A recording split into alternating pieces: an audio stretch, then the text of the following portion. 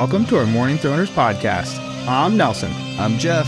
And I'm Kyle, and we're the fucking Morning Throners. And welcome back to another episode of your favorite Song of Ice and Fire podcast. We are your Morning Throners. Got a good one on deck. John 1, back up north above the wall. Gents, how you doing? Never had a bad day in my life. I'm loving this chapter. Kyle, what do you think of it? Yeah, I mean, not a lot happened, but it was still a good chapter, right? We get some great character introductions, though. Yeah, we finally get to meet some people we've heard about. Mance, Tormund, those are my two favorites. Stir? You don't like Stir? I mean, he doesn't say anything funny. He's not bad, but he doesn't say anything funny. I knew you were going to love Tormund. Dwarf, pretty much, right? Like, yeah, you love dwarves. Is he a dwarf? Nah. No, but I mean, like, he reminded me like he's like built like a, high just a big fantasy fat dwarf guy. is what I'm trying to say. Yeah, I gotcha. Fat guy eating whole chickens. Yeah, just stuff in his face, covered in grease. He's a little different. His description, Nels, from this, obviously from the show. Appearance-wise, yeah, big time. I'm like, who's this fat guy? Is this Tormund? Like, I didn't think he was fat with a white beard and. Yeah, the main thing is in the show he's got like a bright red beard, and in the books he's got a big white beard. And he's not fat at all. He's fucking like stout. He's like a. He looks like he'd fuck you up. Yeah. In the books, you're saying? In the show. In the show, he's not like fat. Actor. He's like, is he fat in the book? I didn't think he was super fat. He's big. I'm pretty sure. Like when I noted him, They said he was like fat, robust. So fat I mean, like man he's with, like with a wide. white beard. Yeah. I mean, robust I don't means you think- could go a month with no food and survive off belly fat, right? I mean, I don't know. I kind of took it as maybe like just like beefy, like maybe he's It's the same thing. yeah, whatever. I meant like jacked, but not ripped, right? A short but immensely broad. So broad. Maybe he's not fat. He's just super wide shoulders. Yeah, like I said, not important. Just I thought at first I was like, did I read he was fat? And then I went back and I was like, no, there's not actually any defining. I agree. It's a good chapter. It's cool. Like John is so like bleh, Boring. Yeah, that's why John's not one of my favorite characters. everybody around him in this chapter is like has some personality, has some color to him. So that's fun. It doesn't pick up exactly like timeline wise where we left off. John says at one point that they've been marching for at least 6 days. I'm guessing it's probably just about 6 days. Can't be too much more than that. I mean, he knows when the sun goes up. Yeah, he's not in distress or anything. Yeah. But in like it does pretty much pick up right where the last, again, not the day, like the second, but like nothing's changed from where the last John chapter ends. Last they've John just chapter been ends, walking. he kills Corrin, he goes over to the other guys, and this chapter kind of picks up with like, again, we get a little bit of that recap stuff, right? At the end of the last one. we go a day back, like halfway through. So Yeah, and well, just like a lot of stuff John was saying at the end of that last one, he says here, right? Like people were arguing with Rattleshirt. He's like, oh, they are a free folk. The exact same thing happens at the beginning. You know what I mean? Just kind of like reminding you how all that works. The power structure. Yeah. all right, so we start this chapter with the group of them walking to the wildling, I guess, I don't know, campsite now, huge camp village. Yeah, one thing I'll say is when John does get captured at the end of the last John chapter, he says to like Ygritte, like, oh, are we going to go back up into the Frostfangs now? And she's like, oh no, we're behind. We're the rear guard or something like that. Yeah, we're done up there. Yeah, like we got to catch up to them now. So they're moving past. Which again kind of matches with what Chet's chapter. we heard in exactly Chet's chapter. Yeah, exactly. That was what I was going to say. Is this is pretty much the camp.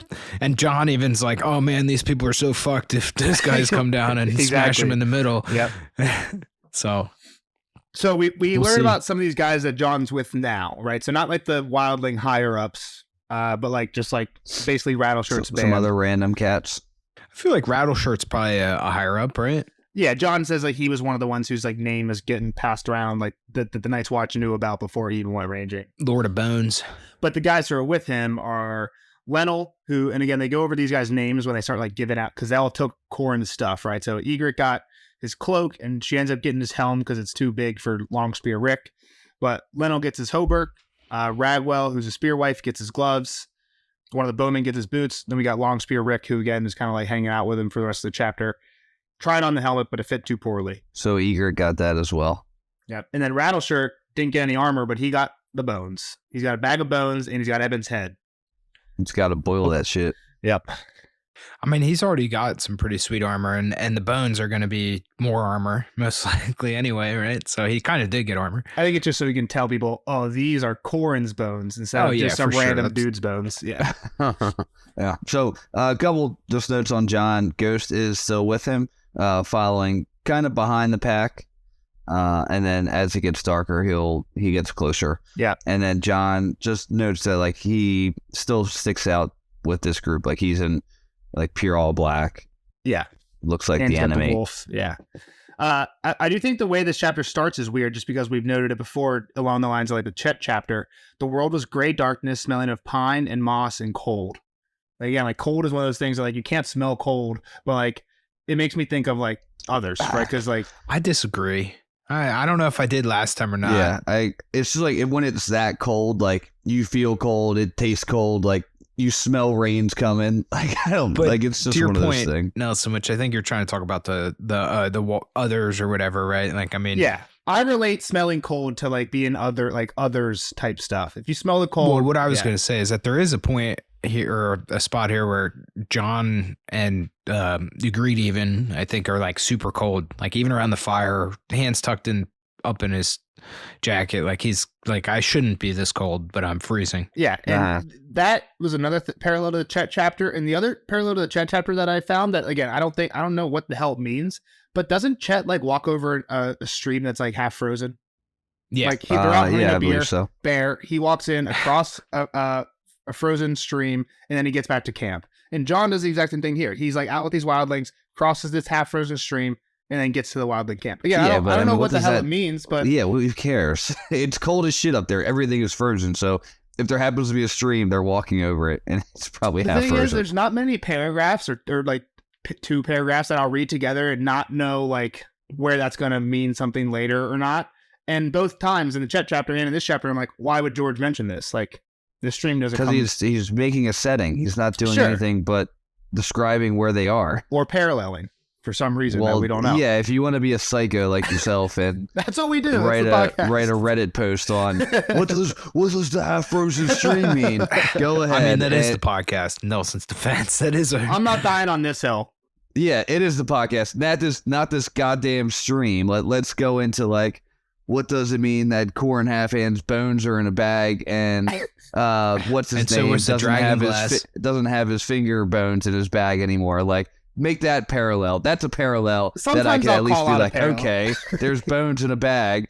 Davos just lost his bones in a bag. How about that parallel? I do have a parallel later to the Davos chapter. We'll get there later. All right, back on track. So they're walking in single file line. Egret and Longspear are in charge of guarding him. I believe Egret is at the rear, but I'm not sure. I'm making that up. One of them's got to be at the rear. Yeah, she is behind him. He's in front. Yep. You already mentioned this, but they're just like talking freely back to Rattled Shirt. It's not like he's in charge. It's kind of weird. You know, they've kind of falling into ranks being with Mance, I guess, but they're not really. But they listen to a point, but they still have their opinion. Well, it's like just like imagine us when we were all in college living together, right? 8 people in the room. If everyone knew I was in charge, like at the end of the day, if push comes to shove, I never lived I'm with in you, so charge. that's not true. You never lived with me. You've never ever were in charge of a group that I lived the with. thing is, I didn't even live in your room, and I was still in charge of the group, and everyone You knew were it. literally. This is the truth. People would talk back, You but were they knew I was the in charge. bottom rung of that room. If we had to take a picture, you were taking the picture. You weren't even in the picture. All right, So I'm making a joke, but you know what I mean. Like even in like friend dynamics, there's like maybe yeah, not like there's only one cat. There's only one seat room. no one's gonna understand what that means, but you know what I mean. Like in like there's dynamics where like you'll talk back to somebody, but if they're like yo shut the fuck up or I'll beat you up, you know what I mean. That's You're gonna be different. like yeah okay. It doesn't even sound like Rattleshirt's the best warrior here. Yeah, it is strange, huh? Not out of everyone in the tent later on, but I think he's the best warrior here. I think that's how that must work. I mean, Okay. we don't know enough of these people. We don't, but like I take it kind of like a Dothraki thing. He's also kind of unique as well, right? Like, I mean, he's like the dude wearing all these bones and like he's got a giant skull helmet. And like, I mean, I feel like he kind of just inspires. That's true. It's not always about like actual ability. It's sometimes intimidation can get into it, right? Yeah. So I don't know. Yeah, whatever. One thing that is definitely apparent is Rattleshirt has no belief that John is actually flipping sides. Which John isn't flipping sides, right? He's yeah, not. Rattleshirt's right. Rattleshirt's right. John's made that pretty clear, at least in his mind at this point. Like, oh, Yeah. I'm doing a job. They're not going to catch me. And Rattleshirt's sniffing that shit out. Yeah. I don't know if he is, though. I think he would have been skeptical of anybody. So I think this is just True. his neutral setting is to just fuck those crows, right? Yeah, definitely with a crow. Sure, but if we get into a little speculation time here, at one point Mance was a crow, and now Rattleshirt is listening to everything Mance says. I understand. So, I mean, I agree with you. All I'm saying is his default setting is that. I'm not saying he can't be won over. Let's say this about Mance, too. Like, Mance didn't come off the wall and be like, all right, I'm your king beyond the wall. We don't know exactly how that happened. Well, I'm assuming that he's been over for what, 20, maybe not 10, 15 years he's been off the wall. Sure. So it was also different than this. What I'm saying is, like, he had to join a wildling crew at some point. Well, it has to be less than 10 years because he saw John playing at Winterfell when John's old enough to play. So John's 15 now, so he had to be. He was on the wall at least 10 years. He could be ago. 5 years old playing snow on the wall. Exactly, that's what I'm saying. So then Mance is whatever. It is impressive that Mance has become king in 10 years. Is Sure. what I'm pointing out. But what I'm saying is at some point he joined up with a group of wildlings. So I'm sure he wasn't on his own surviving, and had to prove that he was a wildling, and they accepted him. And from there, he just continued to gain clout. Like, he had to start somewhere. I'm not sure. He didn't start with King of the North clout. Yeah. Well, my point was that it was kind of different too, right? So, like, he gets into the story later. He left because essentially the Brotherhood was, or the Black was taking his personality and his personal freedoms, right? Yeah. That's really what he's trying to say. Enjoy a kiss and enjoy some color in his life. Yeah, exactly. He's like, I love this new coat.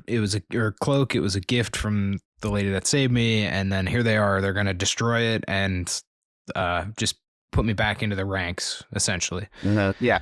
So anyway, but the point of that was that he left, he just like walked out and left and deserted from the wall. Whereas John was captured on this crew with Corn Halfhand in this really strange time of things happening, right? Like the wildlings are all gathering and digging for this weird shit, and the Night's Watch is out probing and doing a ranging up in this weird spot. And so, I mean, like, that's all I'm saying. It's like, it's a little different. So I think it's interesting too, is that Mance asked, like, are you actually turning because you're just scared that we're going to kill you? Like, do you actually want, like, what are you doing here? But that's later I think on. Kyle's point, that's the most likely, right? That is, if anybody else turned up, that's probably why. Yeah, right. So, and that probably they don't care about that. You know what I mean? They're gonna be like, well, fuck you. You're gonna die anyway. Like, you don't want to be here because of the wildling cause. We've seen that down south, right? With like Renly's guys just turn him right back and shit like that. Like, that's not a very strong bond to a group of people, is all. I was wondering though, if he would have said that, do you think they would have turned him away? Like, why not join us? Sure, one more. I think they would have killed him. Yeah, I think they would have, like, oh, you're just here because you're afraid we're gonna kill you. Like, you have that's no allegiance. There's no purpose for you to be here. I don't think he would be able to ascend as high as he's trying to here, staying as close to Mance. I agree. But I think he might. I think that's about a 50-50 chance. I think they'd cut him he loose. has a 50-50 chance if you said that. No. Why not? Why not just be free? Because he's basically saying the same thing Mance did there. It's like, I decided. No, he's not. I guess you're right. No, he's not. Right. No, it's not at all. Yeah. He's flipping. If he's flipping because he wants to leave the Black and the Brotherhood because of problems he has constraints with it. on you, that's a big difference to, oh, you're gonna kill me, wait, I'll fight for you. There's no allegiance there. There's no purpose. So, and that's I guess what I'm saying is helping boost him up this ladder potentially, or at least giving him access to getting closer to Mance.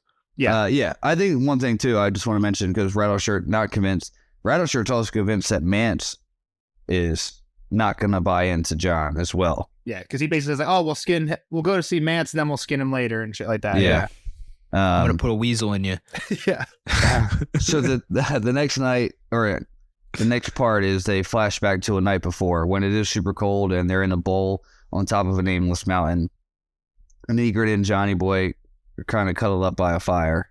Yeah, she's like, he'll take you. And she's like, take me for what? And she's like, what do you mean? Take you as one of us. Like, that's what you're doing. And he's like, and she says that all crows want to run free. Yeah, he's not the first to fly down from the wall. Yeah. So this has happened before, I guess, besides Mance. I'm guessing. I'm sure. Why not, right? I mean, you have two options: desert south and get your head cut off, or desert north and have a chance at surviving. That's true. I mean, that was Chet's plan. Chet was like, "Fuck, we'll go hold up at Craster's." Yeah, right. Yeah. So yeah, I mean, I don't foresee it being that crazy of a thing, especially when there was a lot of people on the wall. Like they probably were like, all right, fuck it, we lost one. Like we'll hunt him down one day. Yeah. And get his ass. But so he asked, like, all right, like will I be free? Can I leave? Free. Yeah. See you later. And she's like, yeah, but then we're free to kill you too. Yeah, we're free to do whatever back. And then it's one of the main times he thinks of the job that he got from Corn. So. Yeah, Corn told me I got to do my duty. So, do you want to read out what the duty is? I will see and hear and learn, and when I have, I will carry the word back to the wall. Yep. Yeah. And then he goes into a little bit more detail later on. Let's just get it out of the way now. He's looking for whatever power Mance was digging for or whatever they were doing. Did they find it? What was it? Yeah. Yeah, because the whole thing they're talking about, I was like, okay, sure, Mance gathered all the wildlings, but why would he gather them in the most inhospitable place? Like, that still doesn't make sense. And what Corrin had learned from torturing that guy, it was before Corrin got there, so we didn't see it, but he basically says, like, oh yeah, they're there looking for something.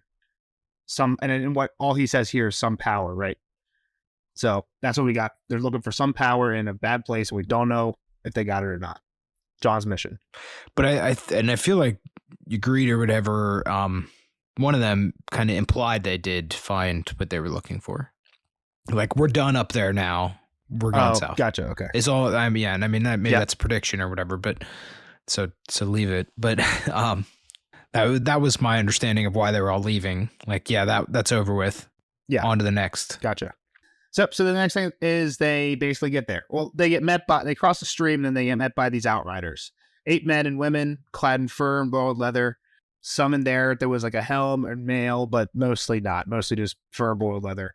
None of them had any weapons. They all just had like spears and fire hardened sticks, basically, except for one new guy who we get a name from. Which kind of goes back to the first chapter, right? Like the intel and the suppositions of the army they're about to face, the chat chapter, like is pretty accurate, right? Like, these places are vulnerable. The guys aren't well equipped. Like, find steel every now and then. Very similar to Tyrion's friends before they became Tyrion's friends, the mountain people. Yes, yeah, exactly. I mean, it makes sense, right? Yeah. They don't have access to all the same supplies, so they make do with what they have. Exactly. I've been like, I don't know. Why not learn Smith? Because you live in the middle of nowhere and there's nobody to teach you. Well, you got people come from the Night's Watch. Maybe some of them know some skills. You'd think eventually, but we'll send Gendry over the wall for him. We got to talk. Donald Noy. We got that. Donald Noy's our one-armed smith from the wall. What if he deserted? Then everybody north of the wall be smithing dope ass warhammers. They probably also don't have the materials to mine and get everything. We don't got to go down this tangent. Didn't really matter. So the guy who shows up, who we learn about, they call him the Weeper, and their leader was a fleshy blonde man with watery eyes who had a great curved scythe. And John assumes this guy's the Weeper. I'm guessing it's because he has his eyes. Well, and he probably seems as important as Rattleshirt or Lord of Bones, Gotcha. As well. Like, he probably gives off the same vibe, so it's got to be a named dude. Yeah. And John even says he's one of the known guys, like Rattleshirt, Harm of the Dog's Head, Alpha Crowkiller. I don't remember the Weeper being. I mean, I'm sure he was. I don't remember that name. I don't think we heard it. No, I don't know if we heard it before either. I think I added it to my notes for a second here. Yep. Okay. But I think like I mean, we just haven't heard all of the stories, right? We have heard Harma Dog said she was the one leading the van in the chat chapter, and I think we have heard Alfred Crowkiller just like in passing. I've heard the name Crowkiller for sure. Crowkiller, yeah. Last time he just like rattled off a list like this. I think he just name dropped it. Yeah, and that's all I'm saying is maybe we just didn't get the full list, and the Weeper is in there. Weeper's a pretty dope nickname. Not really. Yeah, not if it's because you have like watery eyes. Yeah, your face is but leaking. It's kind of like, I don't know, mystic, like the Weeper. Unless like you're the Weeper because you're making scythe. widows cry. Yeah, exactly. You're making like wives and stuff cry because you're always killing their husbands. That makes sense because he has the scythe, so he kind of should look like the Grim Reaper, right? Weeper, Reaper. Uh-huh. I don't know if George is doing that on purpose. He's got a scythe. Doubtful. Gwyn Weeper. Yeah. The Gwyn Weeper. He shows up, he sees ghosts, he's like, what the fuck, what we got going on? And he's like, oh yeah, it's a crow come over. He's a war. And it's funny because, like, every person has their role in the story about John. Egret wants to be like, John, he's flipping. He's coming with us. Rattleshirt's like, oh, yeah, he killed Corn Half Hand. We're about to kill him, too, because he's a fucking crow. He's a coward. He was afraid I was going to take his bones. Someone says he's a warg. Like, everyone has their role, and it's the same, like, lineup when we get to Mance, too, or to Yeah, well, Tormund. and another thing Rattleshirt always mentions is, and he killed Oral, too. Yeah. Like, he has killed one of our Yeah. dudes. He didn't only kill Half Hand. Yep. That's true. I didn't think about that. I didn't think about it like that, but that's definitely what he's doing. He's like showing the bad things that John's done. So Weeper's like, all right, take him to Mance, and they continue through. As they walk through, the dogs definitely get a whiff of Ghost. Don't enjoy his company. Yeah. And we get a kind of a cool quote. They're like, oh, wow, these dogs don't like your woof. And he's woof, woof, woof, woof. Yeah. John says it's because they're dogs and he's a wolf and they're not as kind. And John thinks no more than I'm yours. Yeah. So John feels like, he kind of feels like Ghost right now. He's the wolf among the dogs, like the wolf among the sheep. And then this is also where he starts talking about how defenseless they all are. Mhm. We did skip the part where where Ghost got attacked at night Yeah. or whatever and just fucked up that dude's dog. That's true. Yeah. One of the earlier nights when they were camping, one of Rattleshirt's dogs stuck up from behind and learned a lesson. Yeah, so it just shows. I mean, if you want to do the parallel there that you're trying to make of John and Ghost, maybe something's gonna happen. He's gonna have to fuck somebody up. There you go.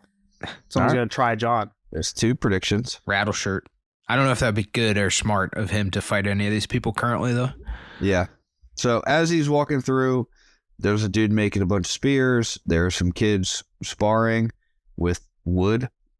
They're just like Sticks. sticks. Yeah. Some of these cats don't even got tents. They're just like leaned up behind Gotta- rocks gotta and under their lean to. wagons and stuff. Yeah. And then there was a lady making arrows. And then, dude, like, there was also people just kind of living. You know, there's people dancing and kids running around playing. And Yeah. This is like the not warrior people that's kind of like they were talking about the Chet chapter. Like, we're going to destroy these people because more than half of them don't even know how to fight. They're women and children. Not that like the women in the wildling culture know how to fight, but like some women and children. yeah. They also got just like random animals walking around too. Sheep, It's goats. gonna be sad if like they fuck all these women and children up, right? Yeah, but Like, We don't really know how I guess in the moment of battle, they're going to fight anyone that fights them. Like, what are the women and children going to do? Like, run for the hills? Or like, well, wasn't that the point though? Was that they'd go in and destroy the Just hit like him. exposed weakness and like make him regret coming this way? Exactly. from the plan of how they're attacking. Yeah. Yeah, I thought the point was to like, you know, yeah, just Tywin it. like, sure, keep going south, but you're gonna keep getting your innocence picked apart here. Yeah. So they come up to some trees, and Rattleshirt's like, all right, set up camp here. Egret, Longspear, bring John. All right, we'll fucking skin him later, and I'm going to stuff him with a weasel when we get out. Yeah, that's a weird line. For some reason, it makes me think of Arya, just because she went by Weasel, right? That was one of her names. Yeah, I don't know if that has anything to do with it. It just makes me think of Arya. Sure. So John sees as they're walking through, like, there's more free folk. He's seeing more free folk probably than any crow ever. And then, again, they're like, there's no defense, there's no discipline. And we get an old school Ned quote there. Discipline's worth more. Discipline beats numbers 9 times out of every 10. Thank you, Ned. And then here's the king's tent. Big ass white one. Polar bear skin or fur. Yep. Great elk antlers on top. Dope looking. Music playing inside. Great song, too. One of my top Game of Thrones songs. Dornishman's Wife. The Dornishman's wife. Yeah. Goes in. We got peat burning in all 4 corners. So peat is like dirt. Moss. Moss. Dry moss. Peat moss. I thought this is something they do in Scotland. How do you burn fucking dirt? My understanding is they take like a big long cookie cutter, like a earth core thing, right? Maybe like a foot long. That's like a circle, and they just punch it into the ground and basically pull out a bunch of like, I guess you're right. It's like mossy dirt, like decomposing moss, and they burn that because there's no trees in Scotland, right? Fuck if I know, man. You're out of my depth here. If we have anybody from Scotland out there, let us know how you burn peat. All this knowledge is based on Scotch whiskey being Peat fired? peat fired. Yeah, it's peat's involved instead of like oak wood or something. I don't know. I'm pretty sure peat's moss, but okay. Either way, moss or dirt, it's basically the same thing. I got you. Moss turns into dirt if you rip it out and just drop it, right? It'll turn into dirt. So do you. Sure. But moss is closer. All right, whatever. It's burning red. There's a weird smoke. He can't really see, but he knows that there's other people sitting around. He counts 6. The Dornishman's wife is being sung. Pretty cool song for sure. Yeah. So I'm gonna go over some of these people here because we get some descriptions. A dark young man and a pretty blonde woman were sharing a horn of mead. So this is Val and Jarl. Yeah, we don't get any of these names yet. Jarl's the pet. Yeah, the pet. We learn about him later though. Pregnant woman over a brazier cooking a brace of hens. Dala. Brace, Game of Thrones word. What's a brace of hens? This is also in Lord of the Rings. A brace of conies. Is it 3? I think it's 2. A pair of something is a brace. But he takes one and there's still 2 left. I was confused by that as well. So I'm thinking he had 2 on the table. Maybe there's multiple fires Or there's multiple fires. with different braces. Because I was confused by that too. But when I looked up brace of something, it said a pair. That's what I saw. I'm going to sound like an idiot because I'm pretty sure brace is 2 goals in soccer. Yeah. I wanted to look that up because I'm pretty sure like Sam says a brace of conies at one point in Lord of the Rings. It's like a famous line. That's no way. Like, oh, I have a nice brace of conies right now. And conies means rabbit, I think. I usually read over the word brace. Brace is 2. Yeah. Then we got a while a gray-haired man in a tattered cloak of black and red sat cross-legged on a pillow, playing a lute and singing. Says Boy Mance. So the song, should I sing it? Yeah. A Dornishman's wife, as fair as the sun, her kisses were warmer than spring. But the Dornishman's blade was made of black steel, and his kiss was a terrible thing. The Dornishman's wife would sing as she bathed, in a voice that was sweet as a peach. But the Dornishman's blade had a song of its own, and its bite sharp and cold as a leech. As they lay on the ground, with the darkness around, and the taste of his blood on his tongue, his brothers knelt by him and prayed him a prayer, and he smiled, and he laughed, and he sung. Brothers, oh brothers, my days here are done. The Dornishman's taken my life. But what does it matter, for all men must die, and I've tasted the Dornishman's wife. Why did you sing that in falsetto? I don't know. As soon as Why I started, couldn't you get I into wanted to your- go low voice. Into your gut a little bit and been like, and I've tasted the Dornishman's I wife. should have, but once I started, it was too late. It was too late. That I had to was, commit. I'll give you Decisions were made. I'll give you a C- Early on your approach. The thing is, with the Bear and the Maiden Fair, that's a low-pitched song. The Dornishman's wife is a high-pitched song. Whatever you say. So one thing I have as they sit down is Rattleshirt takes off his helmet and looks like a dweeb. Yeah, skinny. Like John thinks he's like Just small. like a yeah. normal guy. He definitely gains a lot of power from his mask there, right? Like the Hound is still fucking like fearsome Yeah. when he takes off his Yeah. his wolf or dog head. This dude, he takes off this giant skull and like he's just like a nobody. Wow, you look like a dweeb. Yeah, read that quote. Beneath the bone and leather. Beneath his bone and leather armor, he was a small man, and the face under the giant skull was ordinary, with a knobby chin, thin mustache, and sallow, pinched cheeks. His eyes were close set, one eyebrow creeping all the way across his forehead, dark hair thinning back from a sharp widow's peak. Yeah. It's just, Unibrow loser. Yo, Hey, chill out, Matt. I got a mean unibrow if I let it go. stop coming at us, man. You have a unibrow too, Kyle? You probably have one. Get out of here. Yeah, I have technology to trim it. Thing is, back in college, Jeff's wife's roommate used to do my eyebrows. She did once or Yeah. twice. Jeff's wife's new roommate doesn't know how to do eyebrows, so I'm I fucked. could pull them shits off your face. Alright. So John looking around, he's observing the people. He's like, all right, which one of you is Mance? And beside the brazier, a short but immensely broad man sat on a stool, eating hen off a skewer, hot grease running down his chin and into his snow-white beard. But he smiled happily all the same. Thick gold bands graven with runes bound his massive arms, and he wore a heavy shirt of black ringmail that could only have come from a dead ranger. A few feet away, a taller, leaner man in a leather shirt sewn with bronze scales stood frowning over a map, a two-handed greatsword slung across his back in a leather sheath. He was straight as a spear, all long, wiry muscle, clean-shaven, bald, with a strong, straight nose and deep-set gray eyes. He might even have been comely if he'd had ears, but he had lost both along the way. Whether the frostbite or some enemy's knife, John could not tell. Their lack made the man's head seem narrow and pointed. Both the white-bearded man and the blond one were warriors. That was plain to John at a glance. These two are more dangerous than Rattleshirt by far. He wondered which was menstruator.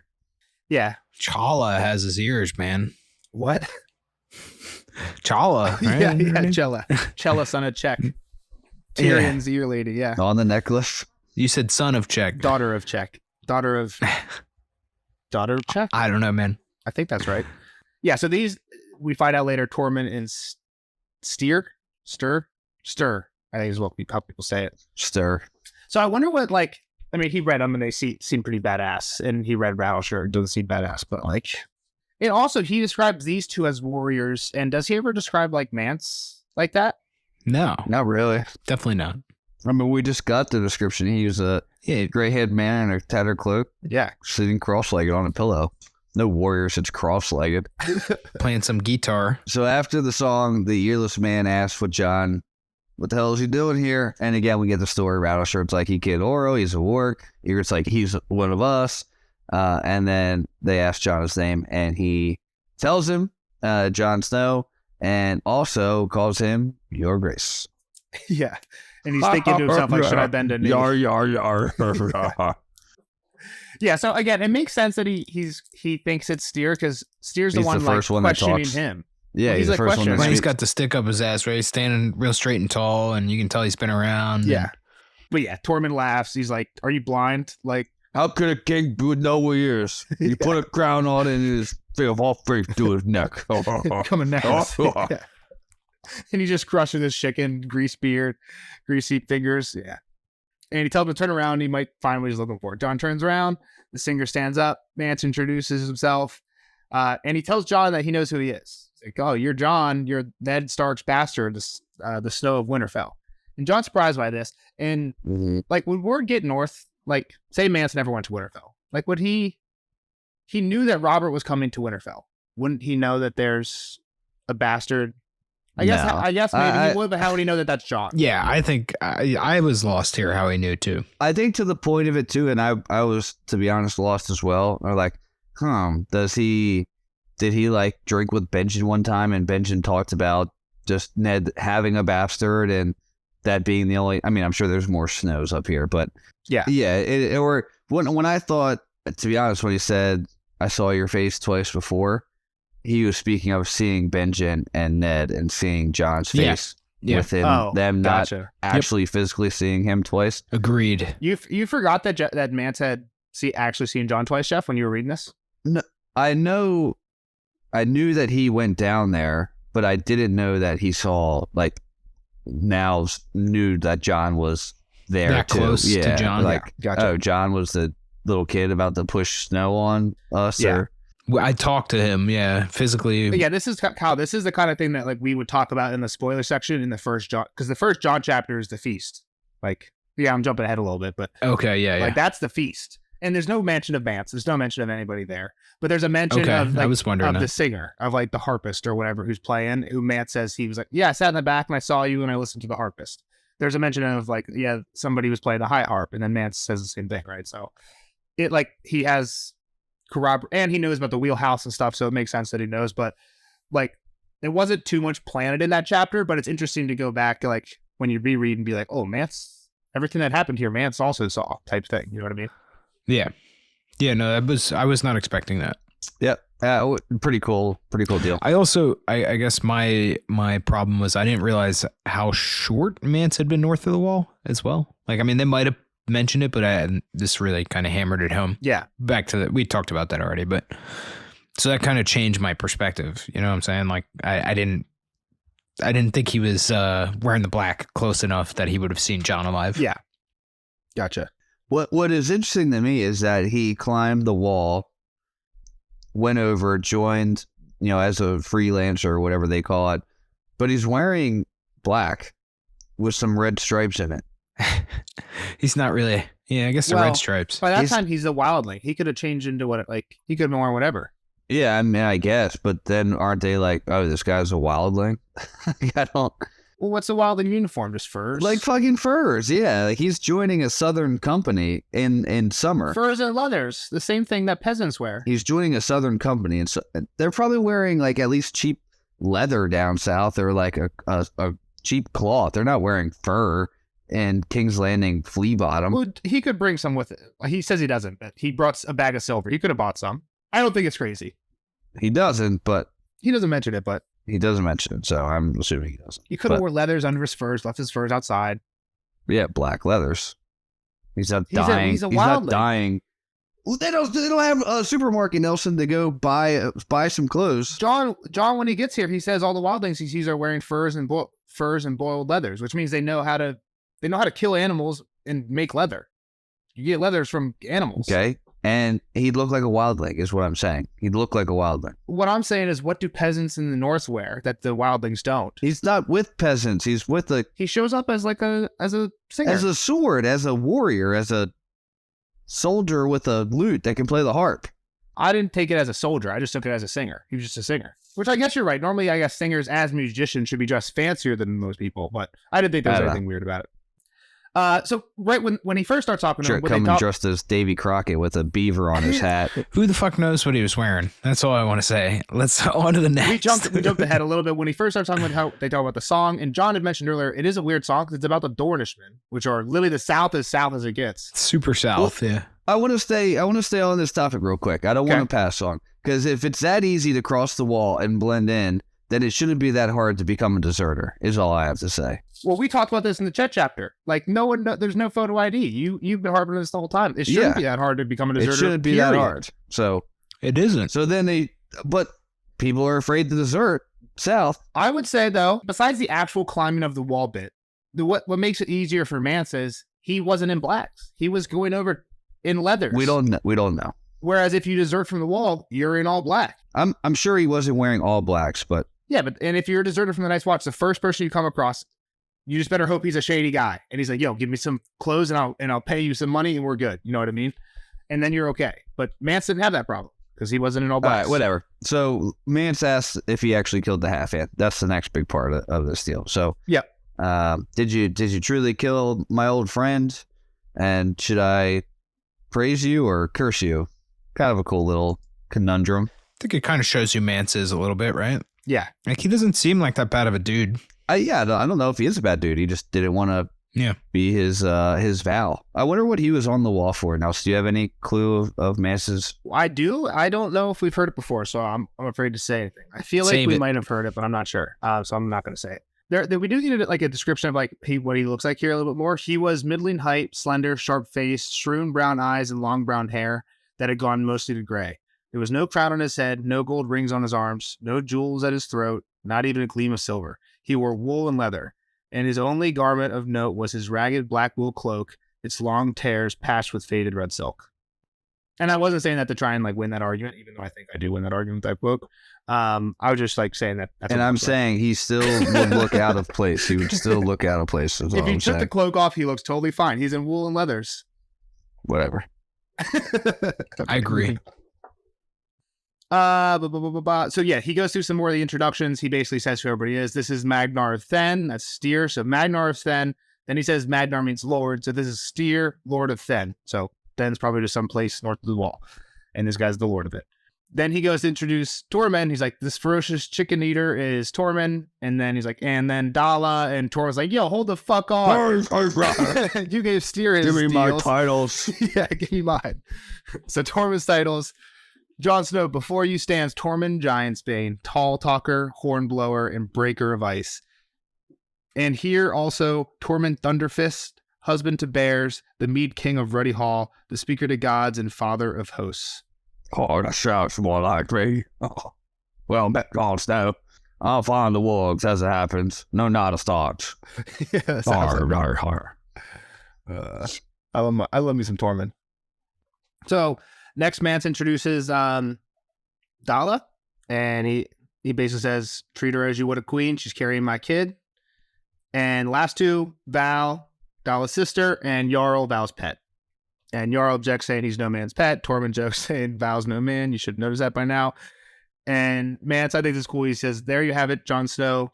the king beyond the wall and his court, such as it is. It's just like, imagine like you go to King's Land and you go to even Joffrey's small council, right? Like, who do we have there? We got Maester Pycelle, we got Littlefinger, Varys, Tywin, right? And then we got these cats. Like, this is my kind of court. These dudes just dicking around, having a good time, crushing chickens. Yeah.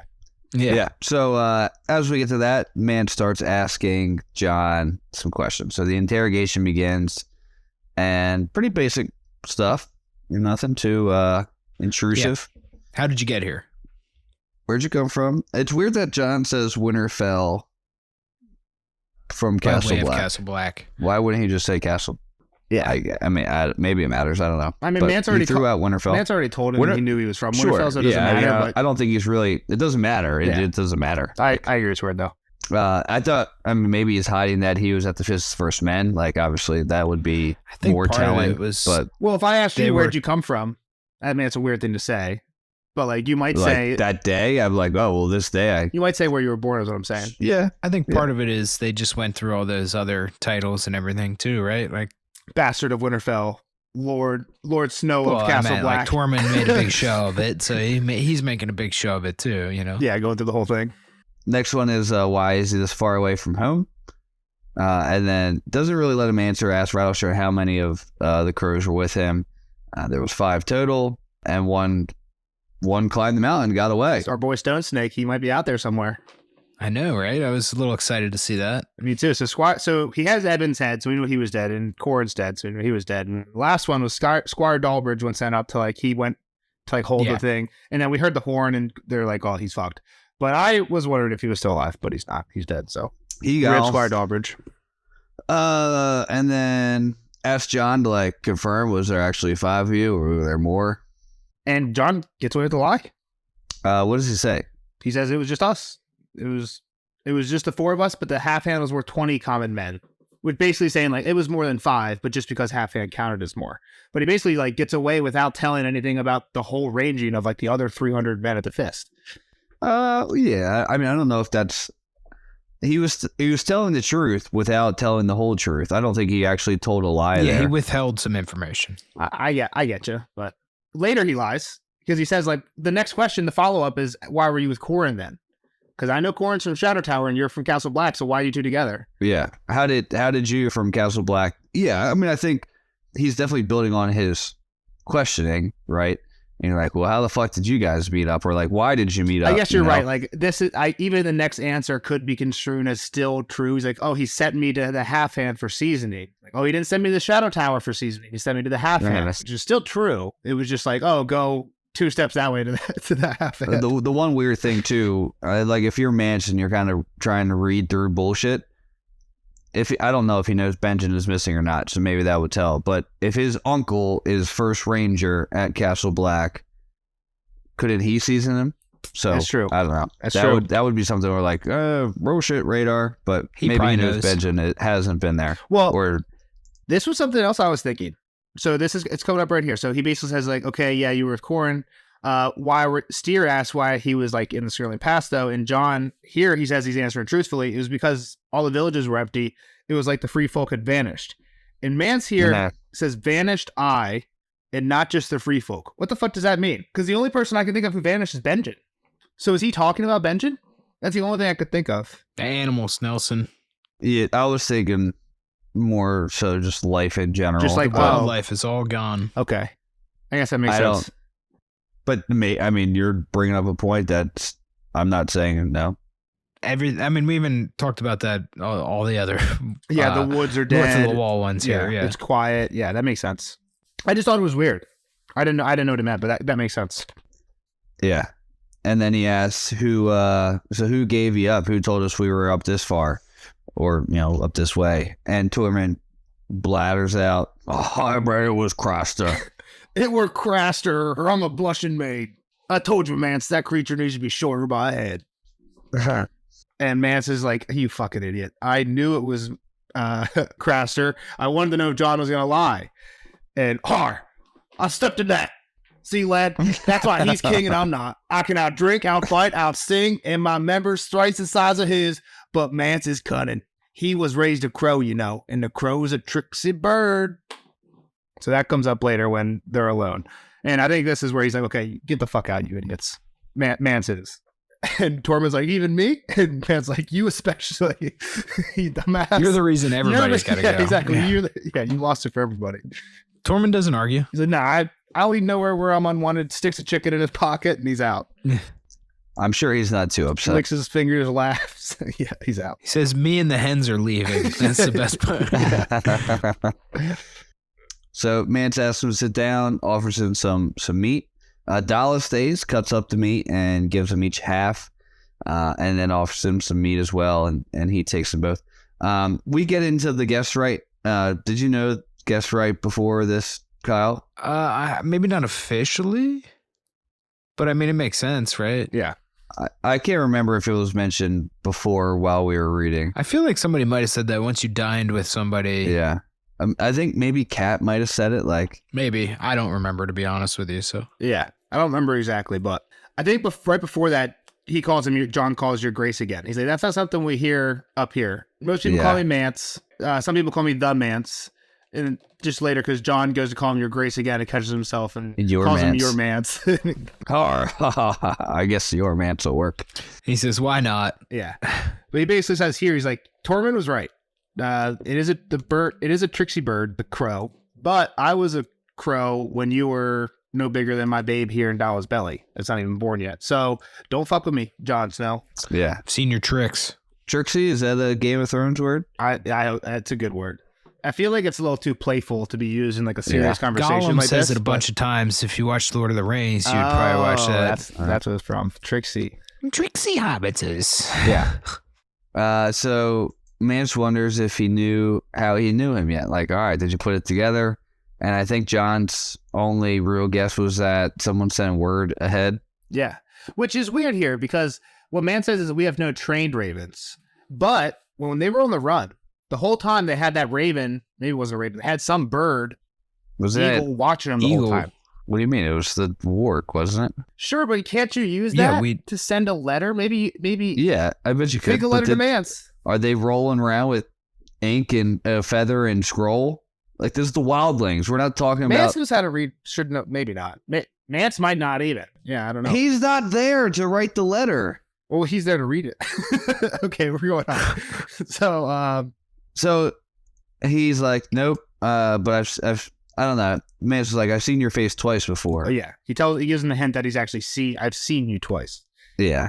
And John was confused at first, but then he guesses like, oh wait, when you were in the Night's Watch, and Mance's like, yep, you're right. One time I came to visit with old Lord Commander Corgil.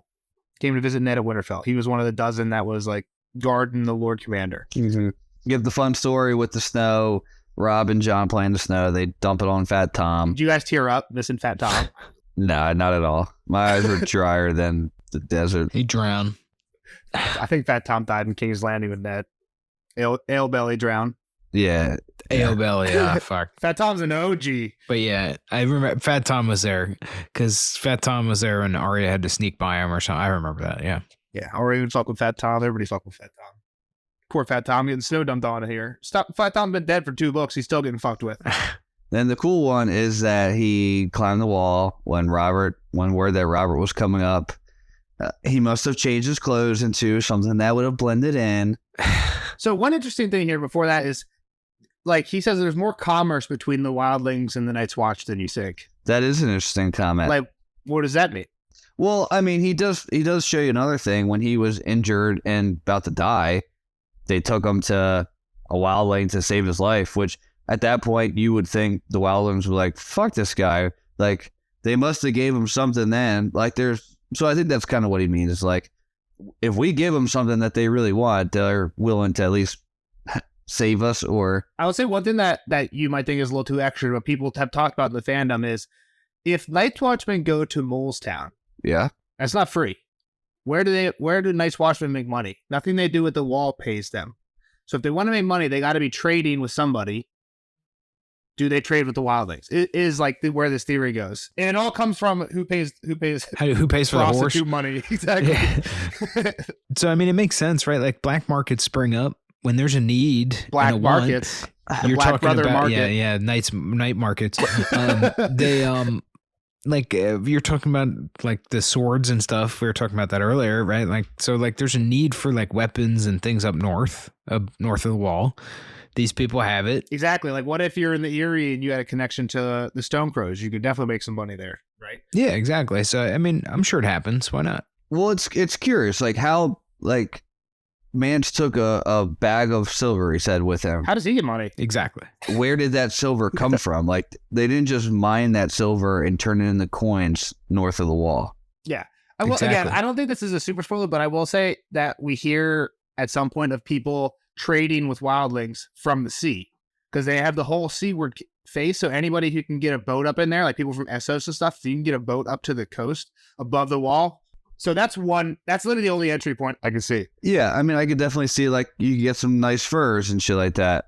But, like, what does a wildling, unless you're paying Night's Watchman for whore money, like, if that's the only thing that a silver coin is worth for you, like, I'd rather trade for materials if I was a wildling. Yeah, they can use it amongst themselves. But no, I'm saying the thing is, it's a Night's Watchman paid for whores. Where do they get money? And the answer is they have to get it from wildlings. Sure, that's what I'm saying. Like, but if you were a wildling and you're bartering with the people at sea, wouldn't you rather ask for like armor or gear rather than a bag of silver coins? So then you go to the Night's Watchman and you ask for. Well, say I'm a Night's Watchman, right? And I'm horny and I want to go to Mole's Town, but I don't have any money. So I go to the armory and I steal a sword and I go to some wildlings I know and I'm like, hey, like, well, as a wildling, why would you not buy that sword from me? Is my point to you. Like, yeah, you can get the sword from overseas maybe, but you can also get it from. Because then you just kill that Night's Watchman. If you already have a trade partner, you don't need the Night's Watchman. So keep trading with the people at sea. Night's Watchman will sell to you for cheaper because he only wants enough to go fuck the whore. Again, I don't think it matters, but yeah, I think you're missing like commerce in general points here, Jeff. Like, no, I do get it. I just don't understand the point. I mean, people have stuff, other people don't, and people want stuff, and like, I mean, I'm saying the value of a sword to your enemy is a lot more than a night in Mole's Town. Would Chet care if he gave a wildling a sword if he got to go fuck somebody? Not at all. And again, I'm not saying that's true because we don't know. We were in Chet's head, that didn't happen. I've met Chet one time, and he talks about how he killed a girl because she wouldn't fuck him, and he wanted to go take over Craster's. You were literally in the Chet chapter defending Chet. So I played both sides. But bring back the tape. Bring back the tape. All right, let's keep going. Nothing you say matters to me at all. Going back to the chapter, I think Man says it's interesting that that the wildlings and the Night's Watch talk to each other, and in his story, like Kyle said, like they do. I think we knew that a little bit though, like talking, because Rangers obviously asked Craster, like Craster's an example. Like they range and ask people, like they've made some relationships. That's a great example. Yeah, Craster's a great example. And so maybe the commerce was just them talking and not. I get it. They got to get some more money. Maybe they fucking throw the Mole's Town guy a sword and they're like, all right, let me fuck your girl now. Yeah, without winning too many arguments over you, just with straight textual evidence. Like when they go to Craster's, they give him an axe. So like, yeah, and Mormont did that. Like, yeah, he gave his enemy an axe for some information and a place to stay. I literally just gave you Craster, so thank you for winning the argument against yourself. But yeah, it's interesting. And I'm not saying they don't do it. I'm saying it's not that common that they're just giving this whole army every fucking sword that they have, because obviously they've got spears and arrows and shit. I know. I'll fuck with you. I was gonna say something, but I forget now. Yeah, fuck off. So let's get into the second time Mance goes down. Yeah, we're in that. Is where we were. So pretty much he just says, like, I heard the king was coming north. I couldn't miss that, right? Like, this is the dude that is supposed to be my adversary or whatever. I had to see with my own eyes. And I also wanted to eye up your Uncle Benjamin as well. He was first ranger and the bane of my people. Got on a horse, jumped the wall, wearing his wildling clothes, but still blended in because it makes perfect sense. Because, like, I mean, that's what the northern peasants would wear. So then he just joins up with the Baratheon really garrison, essentially, right? Like the whole motorcade. Yeah. And it makes sense. Like they're just sucking in people as they go along. So why not just pretend to be one of those people? And he does every bad song north and south. Dorniston's Wife, Bear and the Maiden Fair. He knows all of them. Names more. I don't know. I think I don't know any Wildling songs. I don't know the name of any Wildling songs. You know nothing. Jenny of Old Stones. That's not bawdy, but I don't remember. Whatever. So Mance at the main deal was sitting in the back.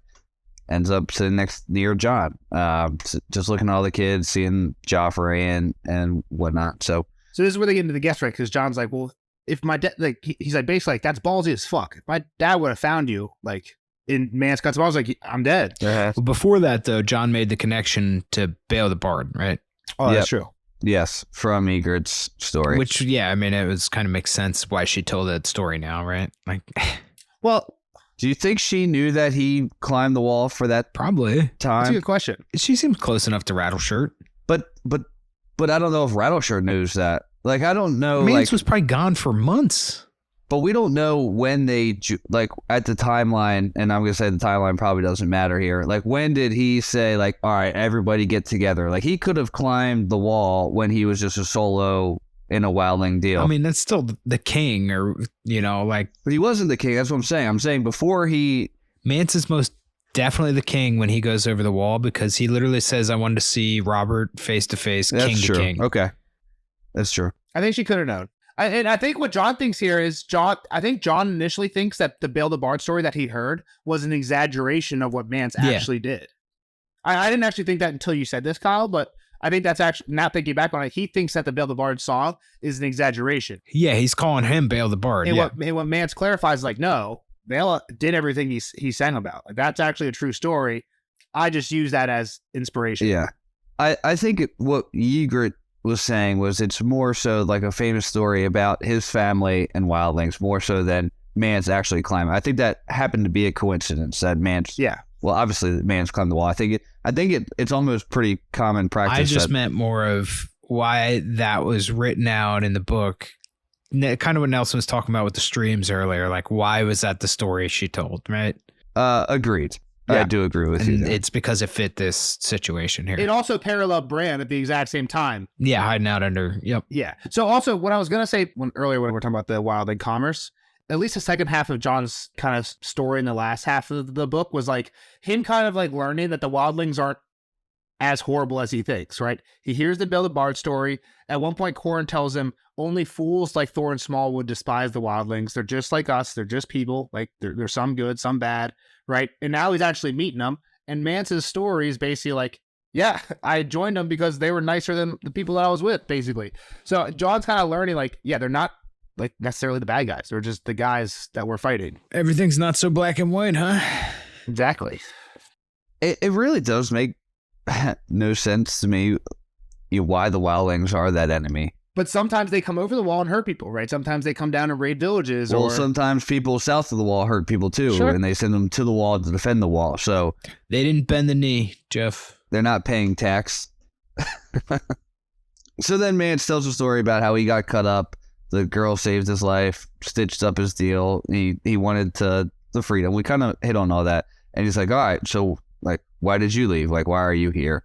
And John's only reason that he thinks he'll accept is that, and it's pretty fleet of thought here, I think, and pretty quick-minded by John. When you saw all my brothers and sisters and they were up on the days, where was I? I think he needs more. This isn't a good answer for me. I think he needs like another sentence or two. Because to me, when that happens, he joins the Night's Watch, right? What happens when I can't get what I deserve? I join the Night's Watch. Okay, well, why'd you leave the Night's Watch, though? That's my question. Yeah, you're right. I'm surprised Mance kind of hops on like, we need to get you a new cloak. Like, if he would have said like, then I joined the Night's Watch, said my vows, and realized I was locked into some shit that I didn't sign up for. You know what I mean? Like I think that's a little bit too close to Mance's reasoning, which would be like, I just told you that reason, so fuck off. That's how you relate to that person, right? Is you say like, I realized I had a shit laid ahead of me, so I made this bad decision. Right. It was too late by the time I made the decision. And now what am I going to do? I actually think that way is too close to Mance. I'm like, well, that's unoriginal as fuck, John. Like, he's got an original thought because he's been shit on his whole life. And now he's got the chance to be like what Chet was thinking. Okay. High up in this deal. He doesn't have to be the bastard of Winterfell anymore. He can be. I mean, he did kill Corrin too, right? So, I mean, he's kind of already proved a little bit. I know that was kind of the plot or the point of him killing Corrin. But like, I mean, it's kind of definitely carries some weight, right? Yeah. So for the Mance thing, I don't know if we actually did say it. He like talked about it too much. He was out on a ranging, right? And he got attacked by a bear. A shadow cat. Oh, shadow cat. My bad. Yeah, they were skinning an elk, got attacked by a shadow cat. He drove it off, but it shedded his cloak to ribbons. Messed him up. It hurt him pretty bad too. Yeah, so they thought he was going to die and they wouldn't be able to get him back in time. So they take him to a wildling village where they knew there was this old wise woman, which is weird because we never see this, right? Like at the beginning of our experience in the Night's Watch, all the wildlings are gone. Like they know where these villages are. Like, yeah. And they were there. It makes me wonder, like, how much of are they actually enemies? Like, I don't think they were enemies to the point where the Night's Watch was going out and just destroying their villages. No, yeah, I don't think so. It was like, as long as you keep to yourself, you're good. Just like stay the fuck over there. Keep the couple 100 yards from wall to this tree line and stay behind the tree line. And like what we want. The wall was very obviously for more than just the wildlings, right? Like you don't build 100-foot tall ice wall just to keep people out. Sure, but if you ask any single person, even on the Night's Watch, the day before the book started, what the wall for, they're going to say wildlings because none of them believe in others. Because that is so far gone. Yeah. Okay. But I would agree that it doesn't make sense to build a 700-foot wall for the wildlings, especially when we know it's 700 feet tall? I think so, yeah. Oh, Jesus. I said 100, but... it's monstrous. Yeah, big. So yeah, shattered him. He took to the village, cleaned his wounds, sewed him up, fed him porridge and potions till he was good. And she sewed up the ransomite cloak as well with some scarlet silk from a shy that her grandmother had pulled from the wreck of a cog washed up on the frozen shore. It was the greatest treasure she had and her gift to me. But at the Shadow Tower, I was given a new wool cloak from the stores, black and trimmed with black, to go with my black breeches and black boots, black doublet and black mail. The new cloak had no frays, nor rips, nor tears, and most of all, no red. The men of the Night's Watch dressed in all black, Sir Dennis Mallister reminded me sternly, as if I had forgotten. My old cloak was fit for burning now, he said. I left the next morning, for a place where a kiss was not a crime and a man could wear any cloak he chose. And then that's when he makes John give his story. So, again, I think it's kind of just like he's realizing that, like, these people aren't bad. It's kind of the same thing that John's realizing is why he's won over. So, cool. Yeah. Anything you got, Colin? That's all I got for this chapter. I mean, I was going to say that, like, this could be a tricky situation if John is here when Jorah, right? Jorah? When they attack, right? Gior. I forget all their names. I'm sorry. Jorah's with Danny. Okay, yeah. That's why that one's important, because there are actually two that are very similar. Yeah. But let's remember what happened at the end of the Chet chapter. Yeah, 3 horn blasts. We haven't heard that yet. Yeah, 3 horn blast Chet pissed himself. I'm just saying that might throw a wrench in the Night's Watch plans. True, but I feel like either way, like then that's going to happen here as well. Yeah, right? It makes sense. Yep. I was just reminding you, making sure you were thinking about it. Yeah, I mean, for sure. But it's like, I mean, I guess we kind of already know what's about to happen potentially. I just feel like if the other brothers see John, like it's going to severely hinder his opportunity here.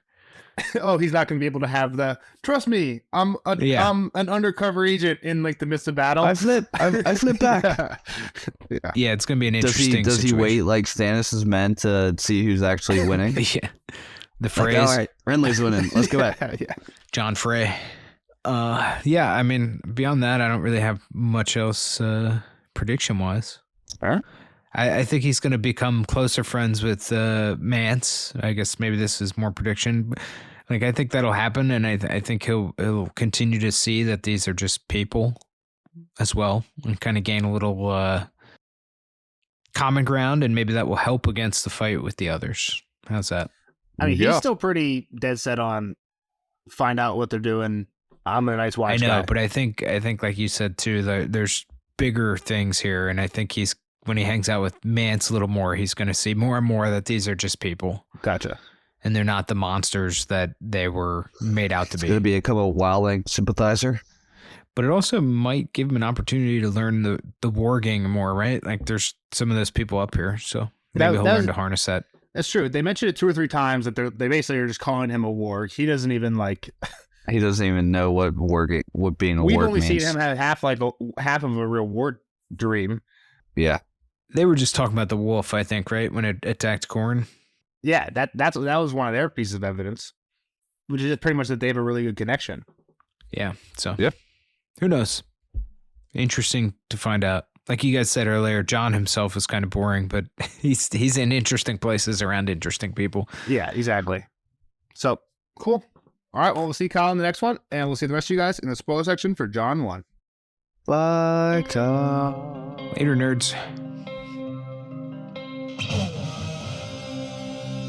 Spoiler alert! Spoiler alert!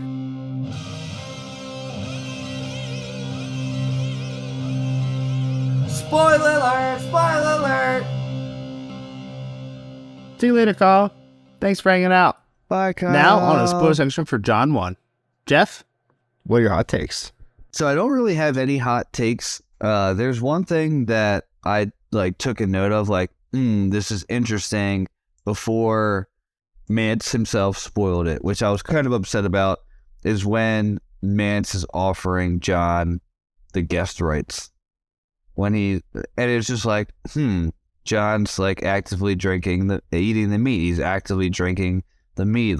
Does John know that he gets guest right? Or yeah, this is where he goes on to explain the whole. Yeah, it's. I think we have heard it once or twice, in passing, but this is definitely the first time where Mance goes on. It's it's as sacred as the heart tree and as old as the first men. This is some real shit you don't fuck with. And Bran will hear the story of the Rat King who. That'll all happen before the Red Wedding. We'll hear a lot about guest right before the Red Wedding. So here's one weird thing about guest right. The way it goes. Mance is yeah, I had guest right, so at least I wasn't in danger that night. Yeah. So I'm guessing he left. The next day, are you free to actually leave that night, or could you just lock that person up and be all right, we'll kill you in the morning? Yeah, I don't know. He was kind of vague about it. Yeah, I need to get some details on the guest right, but that's the one thing that really kind of struck me oh shit, guest right. I know obviously guest right becomes way bigger here soon. Yeah. I don't know. I don't know how far you want to go into all these people. We don't gotta go into the people. The next thing I had was the song, the Dornishman's Wife. So I don't really have anything specific about the song. I do actually really like the song. I think it's a cool I agree song. with you. I sang it way too high. Could have done better low pitch. But when John, after the song's done, and when John's talking to Mance, he's like, "Hey, how'd you like the song?" And John's like, "Yeah, it's pretty good. I heard it before." And Mance says, "But what does it matter? For all men must die, and I've tasted the Dornishman's wife."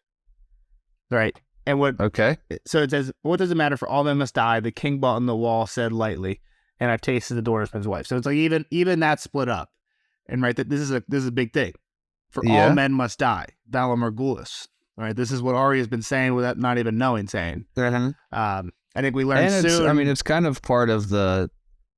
Isn't it kind of part of the Night's Watch creed too? Is I don't think those words directly, but yeah, they're we're here we're all here to die. Yeah, Corn does say something like that, right? Someone says it's a suicide mission, and he's like, "What else are we here but for to die in service of the Watch?" So we do our vow a little bit quicker, basically. Yeah. All right. So where are you trying to pull in? I don't have anything too much more to say about it. It's just interesting. For all men must die is a Game of Thrones line. If I hear if someone walking down the street or someone says that at work, I would under my breath, I'm thinking Game of Thrones. You know what I mean? That's one of those lines. All men must die. So I just think it's weird that first off, it's in the Dornish. It's not only it's in the song, but Mance. That's the one line that Mance calls out when he's talking to John about it. So yeah, I think George is pointing it out for us. Again, we don't know what that is yet. We don't know Valar Morghulis means all men must die. So I think that's kind of why it's cool. We'll find out. It's one of those things that just you'll find out later, and then on a reread, oh shit, Mance is saying Valar Morghulis in his song right here. You know what I mean? Yeah. No, I get that. I don't know where we would go with that, but the last point I had, the last big, and I think it's kind of a big one, is the whole Mance cloak thing, right? So Mance cloak slashed, gets red ribbon put in it. Something seems symbolic about this. So there is the whole, and we'll go down this. I don't believe this, but we're gonna play with this for a little bit. Mance's Rhaegar theory, right? Okay. And he gets his black cloak sewn with red. The Targaryen sigil is a red dragon on black. Okay, right? So black and red. I gotcha. And Rhaegar was wearing black armor with, I'm sure, probably a black and red cape. Black Rhaegar is known for playing the harp. Jon comes in here and he meets a king playing a harp. Again, like the age kind of works out. I don't buy it. This is something people think. So like the whole like the cloak thing, people think it's just another hint towards him being Rhaegar because again, he's basically getting like a Rhaegar sigil on his back, like a fucked up version of it.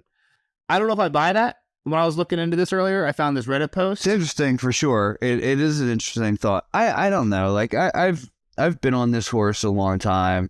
The glamour thing is one of those that I don't want to be. Like obviously it becomes a big part because man's glamorous rattle shirt and it's a little bit. But you know that's something where like at least he's wearing like a helmet. You know when he's rattle shirt, it's not like he's purely taking on another person's face. He wears a Raven's helmet. Who does? Isn't that in this chapter?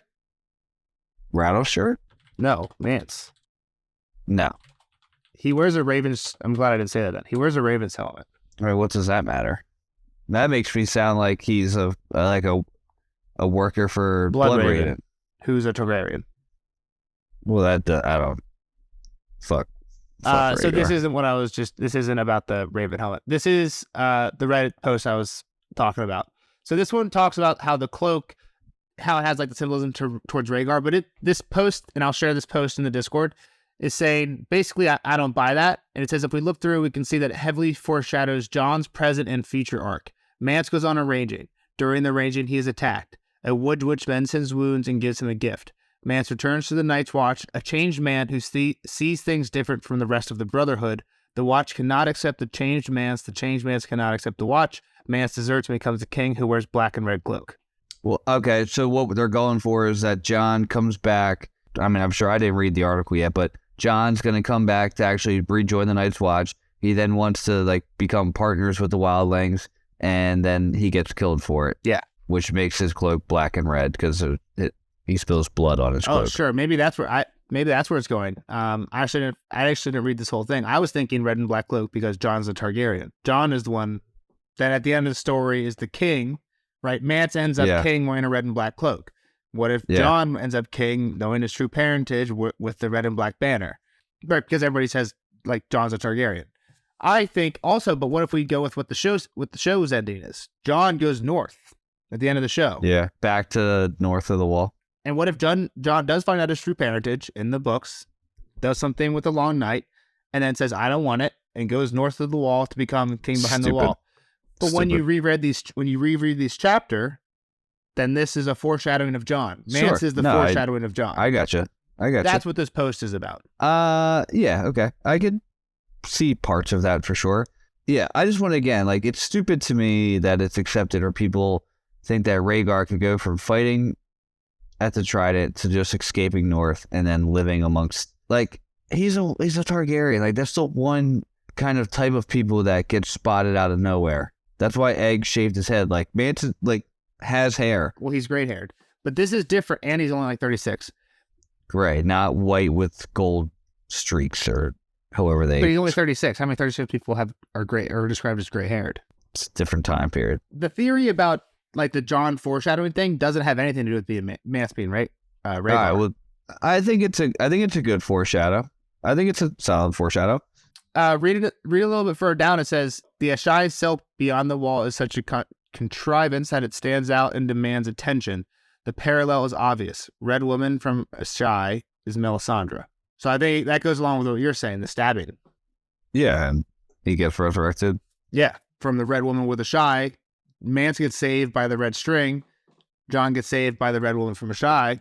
Yeah, I think that's, and maybe at some point Jon is going to go back north. I think that's probably pretty fucking stupid, but what I would accept if Jon's storyline ends up being like, all right, fuck it, I don't want it, I'm going back north.